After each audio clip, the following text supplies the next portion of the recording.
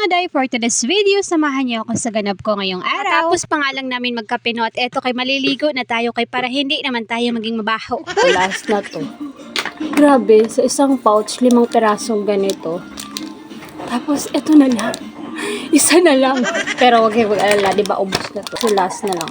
Mag-iisang buwan na nga rin pala no, na gumagamit nga ako nitong Beauty White Soap. Nakapag-lighten din talaga ito sa mga skin natin, no, at meron na itong niacinamide at vitamin B3. Para mas makita natin, no, yung resulta, maging consistent lang tayo sa paggamit nito. Kaya ilalagay ko yung link sa comment section kung saan kayo nabili para pare-pareho na rin tayo mamuti yung mga singit. Hoy, ang pinaliguan ko na nga rin pala dyan yung batang maliit, no, kaya nagwawala na rin siya. Kaya eto, katapos kong mabihisan kay pakakainin ko na nga rin. Napakain ko nga pala itong bata, no, sa isang araw, minsan 2 beses ko lang siya pinapakain kasi syempre yung tiyan niyan hindi pa katulad sa ating matatanda. Kasi no, binabawi ko lang kasi yung timbang ng batang maliit kay bumaba kasi simula nung nagka-asthma nga siya. Din talaga kapag bata yung nagkakasakit, no, kasi napakabilis lang din talaga bumaba ng timbang nila. Yan, katapos ko nga palang mahalo-halo nga itong pagkain ng batang maliit, eto at pakakainin ko na nga rin siya. Gusto nga palang matry, no, eto nga palang isang sit ng kainan nga itong batang maliit. Ilalagay ko na lang din yung link kung saan ko nga ito nabili. Kaya napakabilis lang din talaga maubos nga nitong pagkain ng batang maliit dahil kada subo ko nga panay kain din siya at nasasarapan. Katapos ko nga siyang mapakain, no, kaya pinainom ko na rin siya ng tubig at katapos eto maghuhugas naman nga ako ng aming kinainan. Sus, kay dito na lang talaga umiikot yung buhay natin, no, sa mga gawaing bahay na lang talaga. Kumala man tayong mga nanay, no, minsan sa isang buwan 2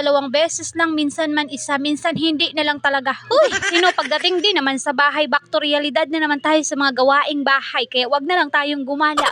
Eto, isinalansan ko nga lang muna pala dito sa lagayan nga ng pinggano itong mga tuyo na kaya ilalagay ko nga dito yung mga hinugasan ko nga ngayon. Ito lang talaga yung mga ginagawa ko araw-araw, no, paulit-ulit na lang ito maliban lang sa pag-aalaga ang asa 2 bata at paglilinis ng bahay. Sana naman huwag kayong magsawa sa aking mga vlog, no, samahan nyo pa rin ako hanggang dulo. Thank you na rin agad. Huy, finally makalipas na ang ilang taon. Hoy, ang eto at natapos na nga rin pala ako sa aking paghuhugas. Punas lang ako dyan ng kaunti at eto katapos nga rin ay nagwalis na rin ako dito. Kami na nga rin kasing buhangin, no, na nagsipasukan na dito sa mansyon namin. Hoy, ganito lang naman kasimple yung buhay na meron nga kami. Lang din yung mga ginagawa dito sa probinsya, no, magwalis-walis kay kung hindi magmarites. Hoy.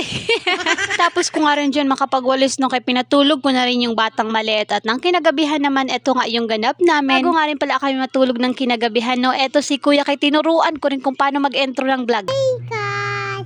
Welcome guys to my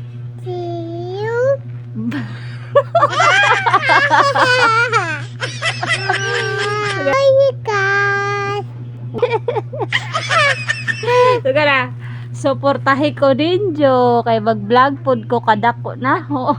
At ayun lang po muna for today. Amping kanunay.